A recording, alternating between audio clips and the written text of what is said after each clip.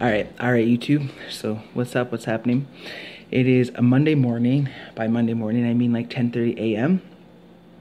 So I made a video sometime last week about going in for surgery in Edmonton for the hysterectomy surgery. I would love to tell you the name, but scope one, not the one where you like rip out your innards from the bottom out. You get like the 3 different incisions and stuff. That's the one I had. So I went in on Friday. I had to be at the hospital at 9:30 a.m. My surgery was supposed to be at 11:45 a.m. And then it got bumped ahead till 3 p.m.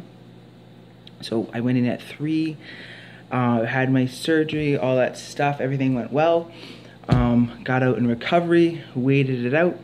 The best part about it was in recovery, I didn't even ask for, like, a lot of people were asking, well, not even asking, they were saying that they were in pain and stuff and needed like pain pills and stuff like that. So a lot of them were getting what do you call that, morphine and a bunch of different pills. And other than that, I didn't even ask for morphine, didn't even ask for T3. All I asked was if I could use the bathroom, and then come to find out that I couldn't use the bathroom because they give you a catheter, so I had to wait for that to come out an hour-ish, and then she took that out and let me go in my bathroom on my own, so that was good. And then I ate some food on my own. You didn't even have to ask me because I was hungry.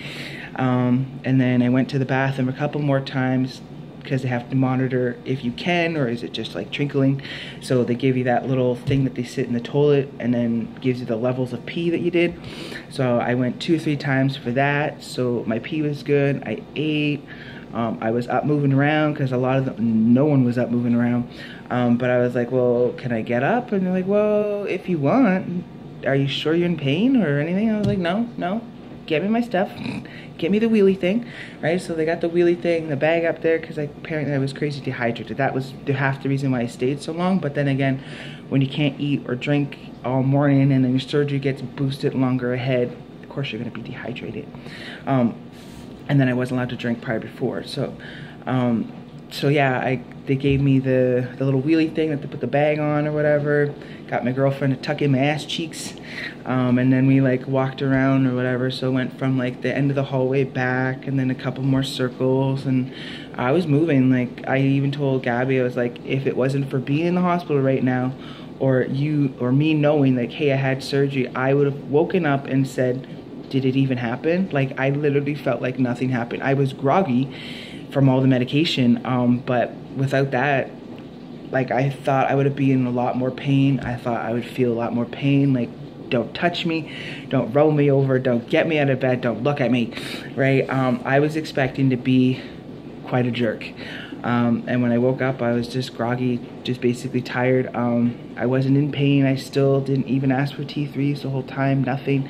I asked if I'd get up, what else, if the doctor would come and take out my catheter, to use the bathroom, to go for a walk, and probably about 10 or 20 times asking when I could go home, because it was day surgery, but apparently they do like to keep people in there if they got like complications and stuff. I didn't have any complications, but I think they still wanted to keep me there, because the lady's like, well, no, we'll find your doctor, okay, well, we're not finding your doctor, and we'll try later on. I was like, hey, it's getting later and later. Like, I don't know where you think you're gonna find this doctor by now. So she came back and she's like, yeah, we might have to get you to sign a form if you want to go, but you can stay. And I was like, I get I can stay, but I don't want to stay. Like, it'd be one thing if I was in dire pain, if I needed T3s, if I needed doctors, if I needed the nurses and all that. But no offense, I really didn't. I was in no pain. I just wanted to go home. And the very fact that we weren't where we were from, we were in Edmonton. So normally how it works is I drive to Edmonton, I drive home. Gabby's not the big city driver and stuff like that, so she doesn't really like to do that type. Oh yeah, I can't cross my legs, sorry. So she doesn't like to do that stuff, so she actually had to. I had to drive to Edmonton, she had to drive home. So that's why we were like, no, we can't stay overnight. No, because I don't want her driving back to where we're from in the middle of the night in pitch black in the big city and getting lost or something. No, it's not the best city to begin with, so you don't need to be lost in it driving around at nighttime or not knowing where you're going. So no, I wasn't having my girlfriend being lost in the big ass city driving around. No. So we left together. Paid to get out. We had to pay for the full day, so that was like $16, which was fine. And then about an hour and a half drive home, so probably was about 2 hours or something with the traffic and the detour and stuff like that. Tracked me down to Tim Hortons on the way out, so to do my calmness. But the cool thing about that hospital, the Robbins Pavilion or whatever that I went to, the women's hospital, they actually have a Tim Hortons inside, guys, inside. I haven't been to a hospital since back home where they have a Tim Hortons inside, but they did. You didn't have to go out on the street to go track down your Timmies before you got there. Inside. I thought that was cool. And I know I didn't go do it because I was already on a fast thing. I couldn't eat or anything. So I was like, okay, well, when we leave, I'm going to get coffee from here. But by the time I left, it was closed. It was like a kiosk, so it was only open for so long. So I still had to go get coffee somewhere else. But it was really good. I mean, I couldn't have asked for better doctors or nurses. Everyone came and spoke to me. If it was like the actual surgeon came and talked to me, each doctor came and each nurse came and talked to me.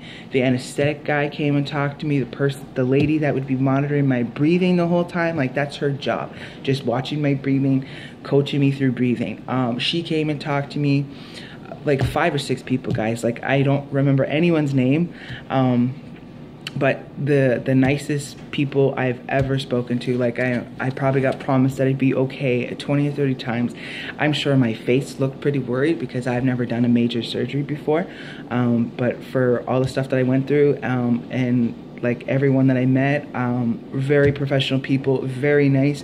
Like I said, I couldn't have asked for anything better, and the only thing I think I could have asked for is not to be knocked out. But if it was over, I would have loved to say thank you to the doctors and to everyone that helped me out. It meant a lot. I went in scared, but I left completely happy, guys. I want you to know that, and I wish the doctors and people could know that too. It was really good. I don't normally get surgeries and stuff like that, not major ones, so I was pretty, but great time. So I got a little, like off to my right side, down by my hip, I got a little stitch there. And then on my left side of my abdomen, I got 2 here. And so basically they go in, chip it, like cut out, because I got the whole kit and caboodle. Like some people get a hysterectomy, I got everything removed. So I got all that stuff taken out. So when you like, I can't touch my toes right now because the swelliness or whatever that's inside my stomach where stuff used to be isn't there anymore. That kind of is uncomfortable. That's the reason why they won't let me sleep on my stomach or side. So for since Friday, I've been sleeping on the couch, propped up there, and then I had my girlfriend sleep on the floor. Well, no, I didn't make her. She actually wanted to. So before we all say you made your girlfriend sleep on the floor, no. She got this big old foam mattress, and there's not enough room on the couch for us, and if she rolled on me or something, or I rolled on her, it wouldn't go over well. So she sleeps on the side of the floor with me, and then the dog too, and then so I'm not able to roll over. That way if I need to get up and use the bathroom or anything, it's not a struggle. I'm not pulling a stitch or pulling anything else. They do talk about spotting. I did spot a little. I know, gross, right? I don't like that stuff either, but just a little. They wanted me to technically go off testosterone for 2 weeks prior. I did not.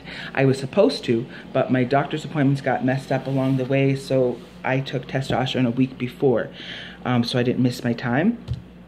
So I'm not sure if me being on testosterone made my pain less than what a lot of other people were going through, because a lot of other people were hurt and were in pain or whatever, right? But I felt nothing, and I only did just a barely little spotting. So the doctors weren't sure if that was the main thing, because I was literally the only one that wasn't staying the night and that wasn't in pain and stuff. So I think what they thought, a lot of it, oh right, no crossing legs, I keep forgetting.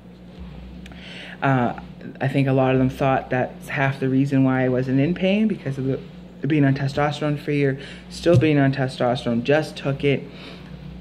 And really, I don't have a high or a lot of pain problems. You know, I could take a beating and still stand up, but The only thing that I can't stand is, like, you know, you can't cut me without pain medication or something like that. That would hurt. I would scream. I'd be in pain. But even like periods and stuff never were an issue for me. A lot of people have crampings and stuff like that in their olden time. They were never an issue for me. So I don't do bad with pain.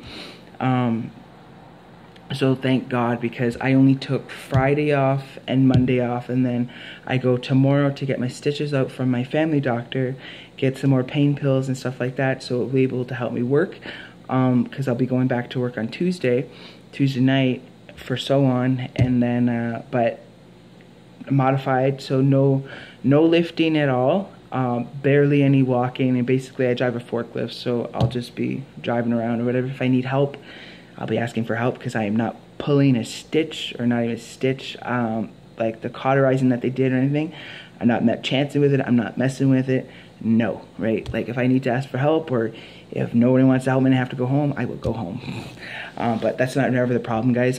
It's usually really good. Any modified work at my work is pretty good. People are always willing to help you, so it will be good.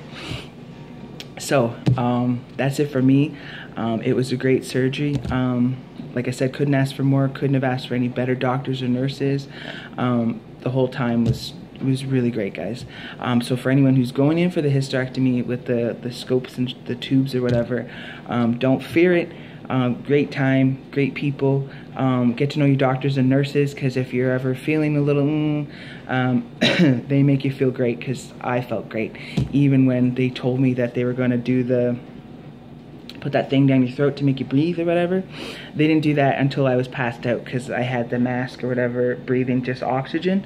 And then after that, they put the thing down and put it out. But people told me that your throat would probably hurt as it came out after.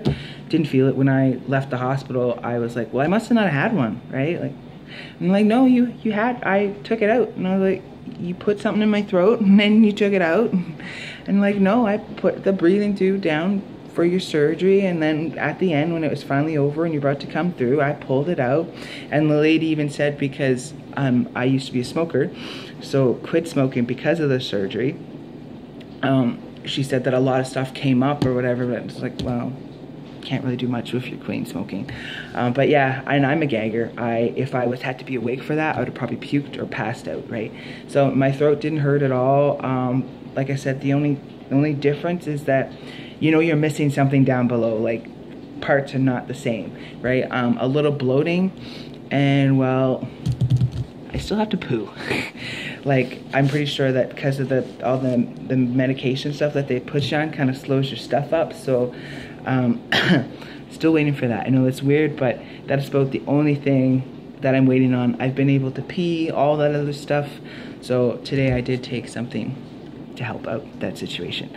So hopefully that works, because I don't want to have to go to the doctor with a poo problem. So other than that, that's about the only thing, guys. Great time, great surgery. For anyone who's doing hysterectomy, it's good time, guys. It's not bad time at all. And the next one that I'm waiting on in July will be my chest surgery in Edmonton also, and then we're golden, just the bottom one next after that. So peace out, guys. Other than that, I hope you guys are having a great day, and thanks for everyone for checking in on me and stuff like that, and for also making the comments and giving me hope for the surgery. Thank you so much, guys.